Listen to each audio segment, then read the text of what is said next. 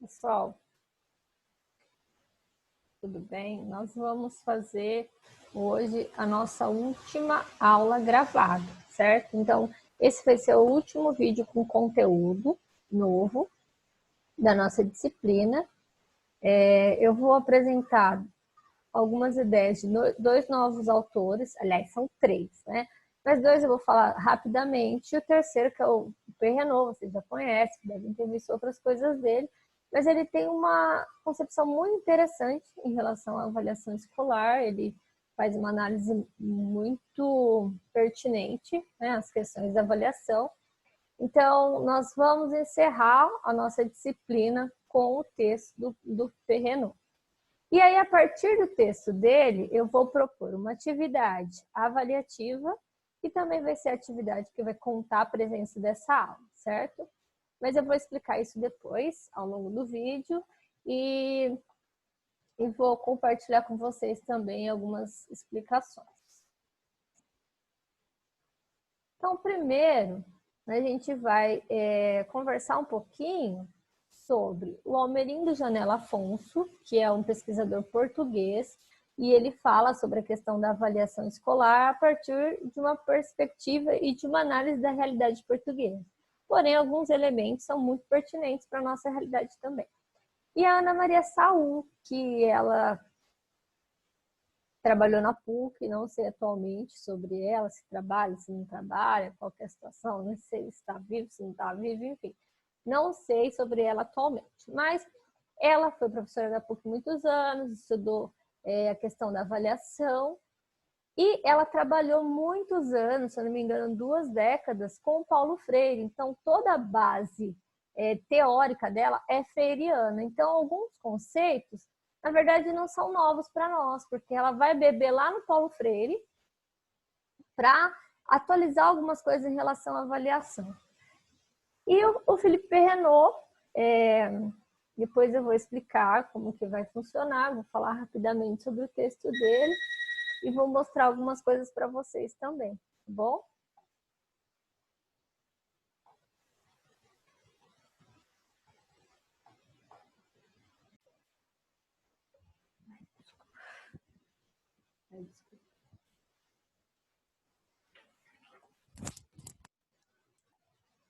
Bom, então vamos voltar aqui, compartilhar novamente a tela com vocês.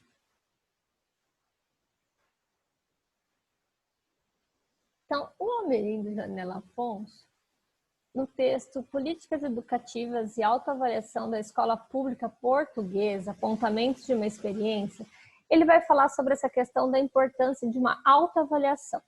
O que a gente tem no Brasil? A centralidade da educação no Brasil, ela acaba recaindo sobre avaliações institucionais, mas avaliações institucionais que são externas, né? A gente já conversou um pouquinho sobre essa questão das avaliações, como que elas interferem dentro da escola, né, na dinâmica da sala de aula.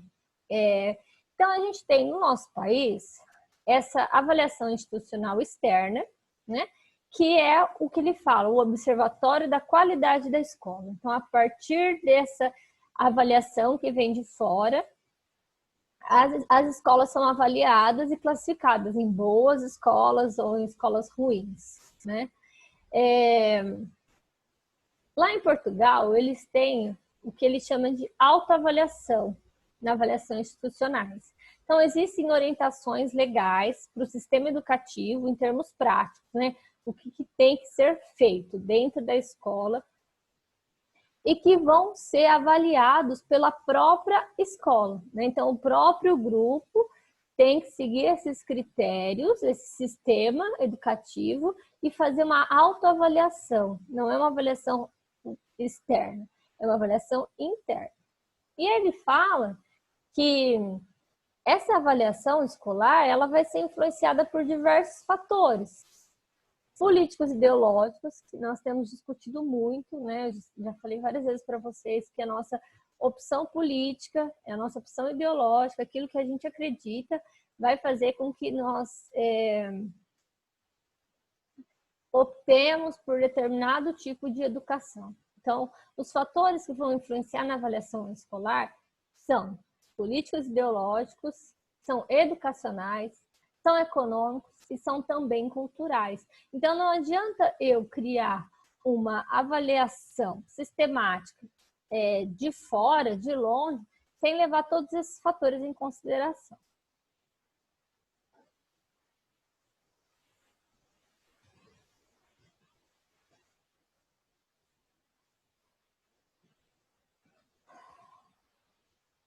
Então, já a Ana Maria Saul,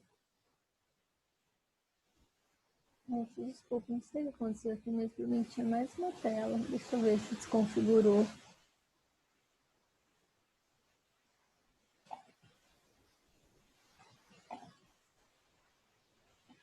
Vou por aqui. Diferente.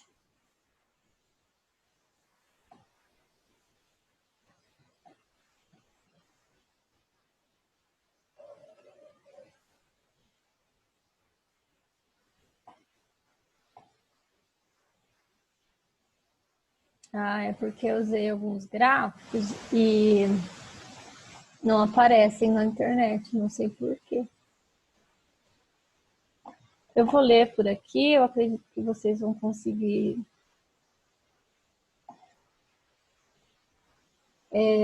Então, para realmente cumprir a função da avaliação escolar, que é avaliar para promover, né, usando a palavra, o termo da própria Jussara Hoffmann, naquele livro Avaliar para Promover das Setas do Caminho, o professor, a professora e os demais atores escolares, eles devem ter uma ampla formação sobre o tema da avaliação escolar.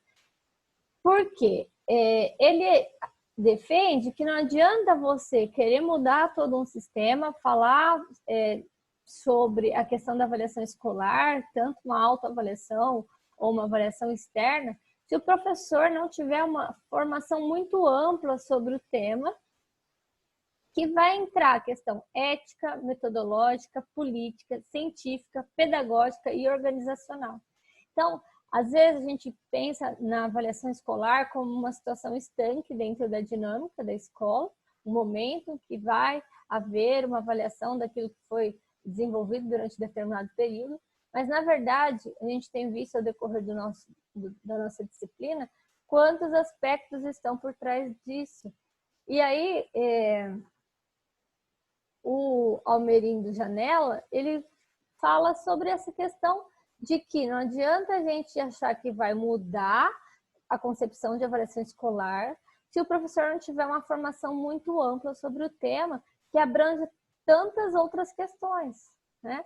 Então, olha como é importante a gente ter esse papel de pesquisador atuante para que a gente continue a se formar, porque a escola, a faculdade, vocês estão finalizando agora, né, último semestre, vocês sabem que, apesar de vocês terem ficado 3 anos e meio dentro da instituição, nenhuma formação, por melhor, mais ampla que seja, ela vai dar conta de todas as dimensões da complexidade humana do aprendizado. Então, vocês precisam ter essa prática de estar sempre em constante revisão, em constante busca, né? Quais são as consequências negativas da avaliação escolar? Então, o Janella Afonso, ele acredita que a avaliação escolar traz aspectos negativos para dentro da escola, que são a aceitação das consequências negativas irão persistir enquanto houver lacunas na formação do educador e educadora em relação à política e agendas educacionais. Que é isso que eu acabei de falar para vocês. Enquanto não houver uma formação mais ampla, como eu falei, não vai dar conta de tudo, mas pelo menos que dê caminhos para que vocês possam pensar a avaliação escolar, né, o educador, a educadora, enquanto não houver um caminho que vocês possam trilhar para pensar essa questão da avaliação em relação à política e a outros temas da educação, nós vamos continuar tendo a avaliação não como emancipatória, não como formativa, mas como classificatória, unicamente pensando nesse outro item que ele fala, obsessão pela avaliação com aspectos quantitativos e comparativistas. Então, enquanto não houver uma formação e uma compreensão do papel da avaliação escolar, ela vai servir apenas para quantificar e comparar pessoas, né? Para falar, fulano é 10, ciclano é 0, ou fulano é 5. Ah, fulano está na média, né? Ciclano é acima da média, Beltrano é abaixo da média. Então, enquanto não tiver um papel consciente de qual que é realmente a função da avaliação escolar, o que é necessário, e aí ele coloca, né? O que é necessário para que essa mudança aconteça? Guiar-se por valores e princípios fundamentais por meio do diálogo, transparência, justiça, rigor metodológico e ético, visando o conhecimento. Então, mas o conhecimento aqui é conhecimento no sentido de aprendizado, de desenvolvimento. Enquanto o aprendizado, o desenvolvimento não for o objetivo maior da educação, maior da avaliação, nós vamos ter ainda um processo de avaliação que prima pela nota e que quantifica e compara as pessoas, tá? São questões que nós já falamos, é importante, é um autor bem conhecido, muito utilizado, muito citado. Acho que é interessante também vocês terem um olhar para as questões que ele elenca. E aí a Ana Maria Saul, na contramão da lógica do controle em contexto de avaliação, por uma educação democrática e emancipatória, né? Então, nesse texto, ela traz alguns princípios básicos do que ela defende enquanto avaliação. Então, a avaliação educacional é uma avaliação emancipatória. Na visão do Paulo Freire, como eu falei para vocês, ela teve muitos anos de contato com o Paulo Freire, ela conviveu com o Paulo Freire. Então, tudo que ela pensa em relação à avaliação, ela foi beber nas ideias do Paulo Freire, né? Então, a avaliação, como nós já falamos sobre o conceito de educação do Paulo Freire, a avaliação ela tem que ser emancipatória porque o processo educacional tem que ser emancipatório. Nós não queremos uma educação bancária, nós queremos construir uma educação para que a gente possa ter indivíduos que vão atuar, agir e não apenas receber e não saber como lidar com o conhecimento, com o aprendizado. Então, nós precisamos destituir essa avaliação sobre a lógica do controle, que é essa avaliação que vai domesticar. Então, a avaliação, da maneira como ela é instituída, na maioria das vezes, ela serve para controlar. Ah, você não está se comportando, então, na avaliação, você vai se dar mal. Quero só ver quando chegar lá na avaliação, o que vocês vão ter aprendido. Então, algumas falas dos professores mostram que a avaliação ela quer controlar o indivíduo, né? Quer tornar os corpos dóceis, né? Domesticar e usa a avaliação nesse sentido e não como uma avaliação emancipatória para que possa fazer o aluno se desenvolver.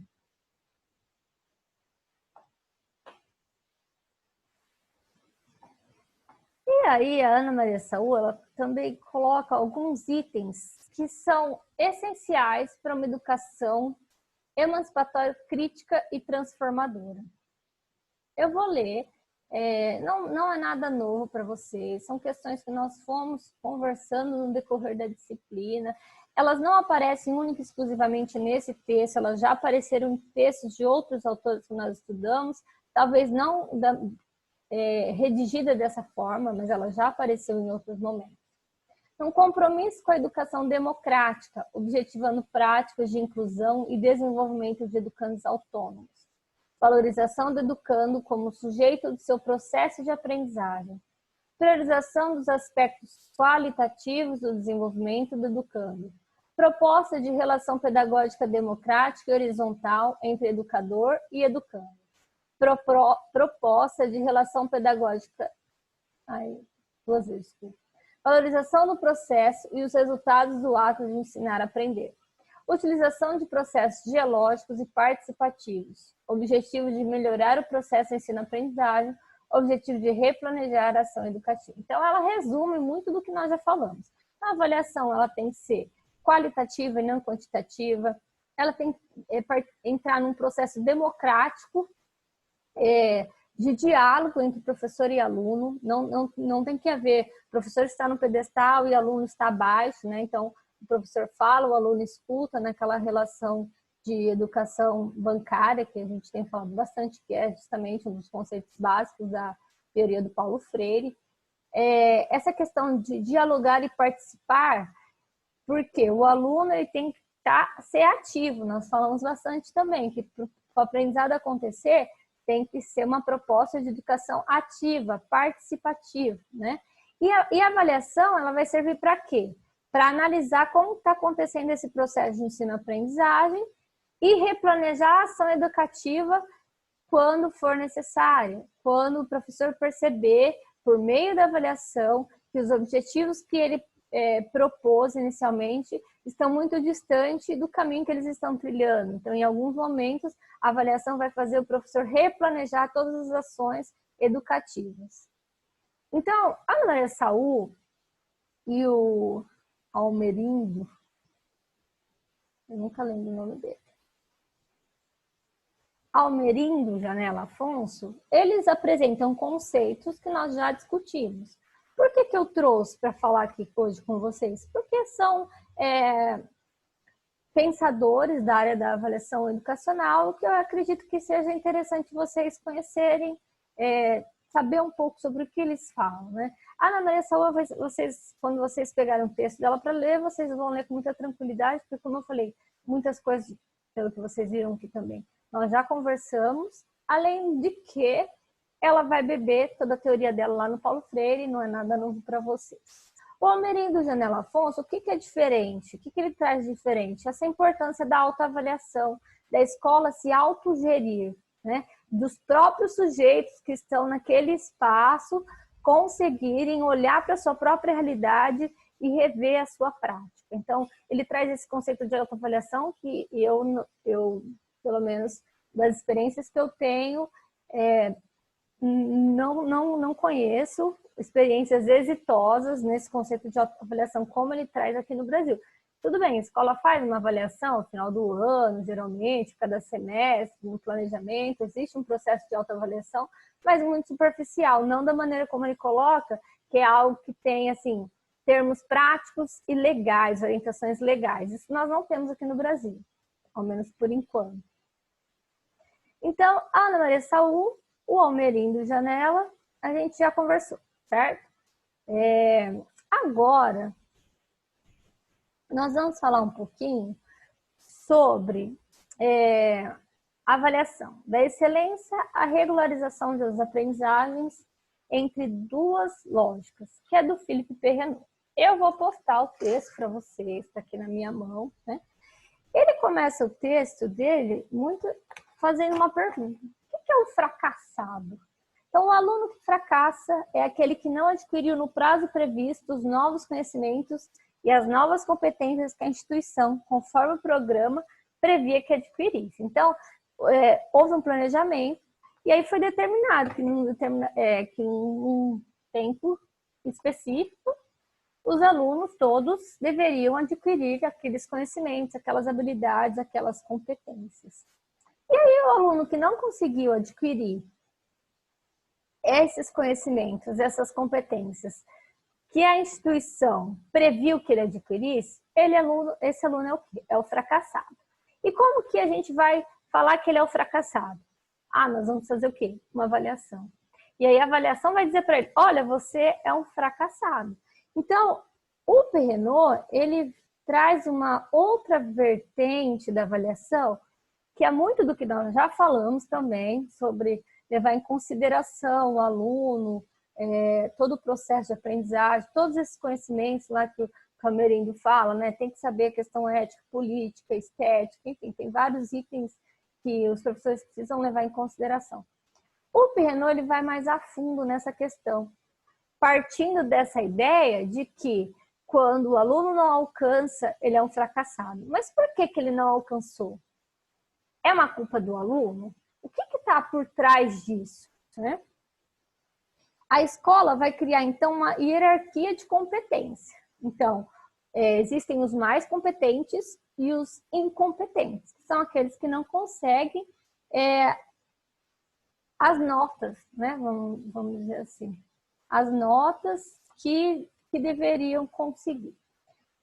Só que para que exista nessa hierarquia, existem vários fatores que vão interferir. E a gente já falou sobre muitos deles. A questão biológica, a questão psicológica, a questão econômica, social e cultural. Só que isso não é, apesar da gente falar muito sobre isso, na hora de atribuir nota, isso não é levado em consideração de maneira efetiva. A gente tem uma leve consciência de que exista, mas na hora de atribuir nota, o êxito escolar ou o fracasso escolar, ele é delegado sempre à figura do aluno ou da aluna. O Perrenot, então, eu vou postar o texto para vocês, tá? E é a partir dele que vocês vão criar, fazer uma atividade, que é como eu falei, que vai ser a nossa atividade final, e vai ser também a atividade que vai contar para nota e para presença. Tem um quadro, deixa eu ver se eu consigo abrir para vocês.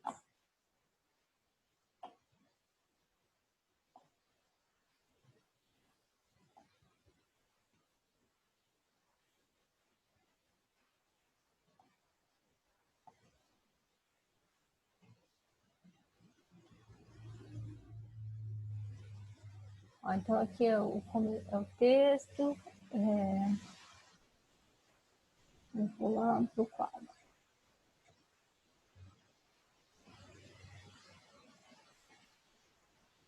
Ó, avaliação no centro de um octógono. Então, ele coloca aqui 8 elementos que vão interferir na questão da avaliação escolar. E aqui, cada um deles vai ser explicado pelo Perrenot. Item a item vai ser explicado, tá? Organização das turmas, possibilidade de individualização. Aqui, ó. Letra B. Não tá assim, relação entre as famílias e a escola, enfim. Item a item, ele vai explicando didática, método de ensino, contrato didático, acordo, controle, programas, objetivos e exigência, sistema de seleção de orientação, satisfações pessoais e profissionais. Deixa eu só encontrar.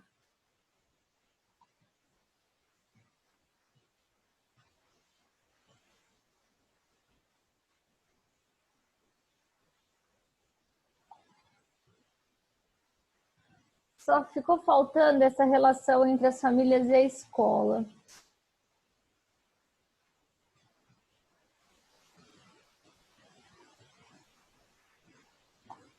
O que vocês vão fazer? Então, vocês vão partir desse quadro da avaliação no centro de um octógono, vão pegar os itens que ele explica, tá? E vocês vão fazer, então, um texto, da maneira como vocês acharem mais fácil de organizar, explicando item a item, com as palavras de vocês. Então, item, vocês podem numerar da maneira que está aqui, ou vocês podem colocar letras, enfim. Item a item, vocês vão fazer a leitura do item e explicar com as palavras de vocês, né? Autoral, né? Como eu usei na avaliação. O que é autoral? Uma coisa que vocês vão criar, tá bom? Não é para, assim, vocês podem pesquisar à vontade, procurar em outros lugares, se quiser ampliar o diálogo. Mas eu não quero que vocês copiem trechos de outros textos e coloquem no texto de vocês. Eu quero que vocês escrevam como vocês entenderam cada um desses elementos, certo?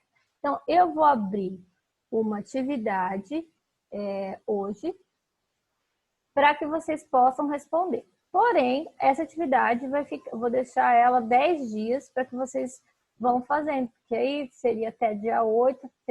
Não, dia 8 eu não vou postar conteúdo novo, certo? Eu vou deixar até dia 10, tá bom? Para quem conseguir fazer nesse prazo. Então, vocês vão ter até dia 10 para desenvolver essa atividade a partir desse texto. Então, eu vou postar tem esse vídeo, vou postar os textos, todos que eu referenciei, que eu comentei aqui, E eu vou fazer ainda um outro vídeo, agora em seguida a esse, para explicar só algumas ideias do PNO, porque eu acho que é muito importante vocês terem essa dimensão do que ele relaciona sobre a questão da avaliação escolar, sobre quem é esse fracassado, né, que a escola produz, tá bom? Então, no próximo vídeo, vou falar um pouquinho mais sobre o PNO.